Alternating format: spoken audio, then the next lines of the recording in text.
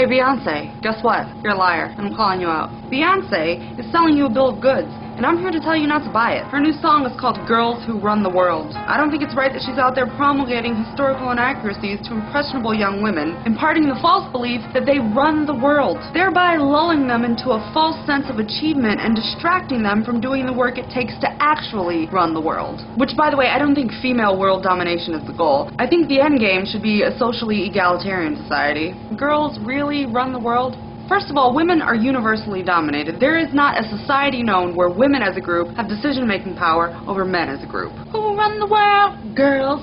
A better question would be, name the only American minority group that actually constitutes the majority of the population. Girls. 50.7% of the U.S. population is female, but sociologists consider women a minority group because of their position relative to men, the dominant group. There are things called women's issues, which apparently are a special interest. A problem that affects half of the population of your country is not a special interest, okay? It's a big interest. It's a regular interest. So Beyonce, you really want to try to convince me that girls run the world? Is that why 90% of rape victims are female? And similarly, 95% of domestic abuse victims are female. According to that statistic, we're not even running our domiciles, let alone the globe. You'd agree that something should be done about that, right? So let me tell you, in South Carolina in 2005, cockfighting became a felony. That same year, there was a bill to make domestic violence a felony. Didn't pass. So apparently, if you let two chickens peck at each other for your entertainment, you're a felon. But if you punch your wife in the teeth, not so much.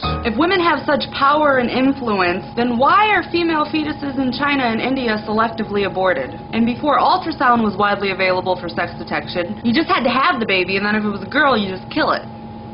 So, girl power. I wish I were making this up. Let's examine some of the lyrics. Make your check, come at they neck. Indeed, go to work and make your check, but be aware that your check is going to be significantly smaller than your male counterparts, because at all ages and at all education levels, American women are paid only 78% of what a man is paid for doing the same work, and that is a huge improvement from 1980 when it was only 60%. Some of them men think they freak this like we do, but no, they don't. I actually agree with you there, Beyonce. Men certainly do not freak this the way our culture demands that women do. Men aren't objectified in the same way or to the same magnitude that women are, if at all. Female sexuality is for sale. It's profitable. And another thing, anecdotally, every issue of Cosmopolitan magazine is about freaking it. Women are sent messages like, first, take off his pants. But don't sleep with him, because if you do, then you're skanky. What am I to do? The message that the media sends women is like, be really, really sexy, but not too sexy.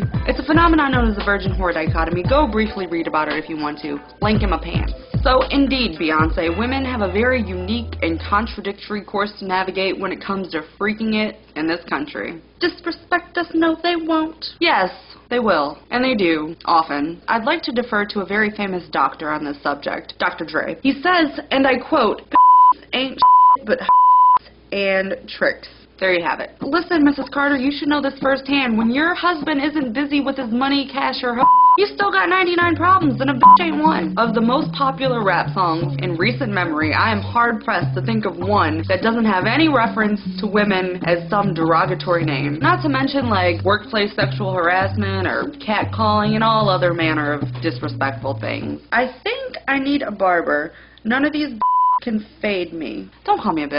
It doesn't make me feel empowered. We have this thing in our society whereby it's somehow okay to do and say sexist things because somehow they're not sexist anymore since women have so much power. And I think the media is partially to blame for this. Yes, it's nice to see female doctors and lawyers on TV, and Gina Davis even played a female president in that one show that got canceled. And yes, lady humans can vote and work outside the home and all sorts of other things that weren't part of the status quo in past eras. But a simple survey of reality will reveal that we don't run anything. And pretending we do will get us nowhere. I think not only is it not helpful, it's actually harmful. Like, these messages of girl power in art and music and movies and all other sorts of media are useless unless there's actual work being done behind them. A shift in values, policy changes, and changes in perception. There just needs to be a huge shift. And that's going to take some time. The sporadic campaigns of girl power aren't really getting the job done. Remember the late 90s era of girl power circa Spice Girls? A group of ladies that told us we could be sporty, or we could be scary. We could be posh, or we could dye our hair red like Ginger. Or we could be babies. Awesome, because that's just what women need more of, infantilization. Women have made great strides towards equality, but we're not there yet, so it's a little premature to be making victory anthems. If you're at all interested by anything I said in this video, or realize that some of this stuff I talked about isn't really fair, then you should look into it for yourself, and if you want to do it the old-fashioned way, I highly recommend this book. It's called Full Frontal Feminism by Jessica Valenti, an excellent, excellent book. Or you could just go to her website, which is called feministing.com, which is dangerously close to the word fisting and makes me feel frankly uncomfortable to say it. And that concludes this video. Bye everyone. 50 Avast virus database has been updated. Thank you for that. Okay? Thank you.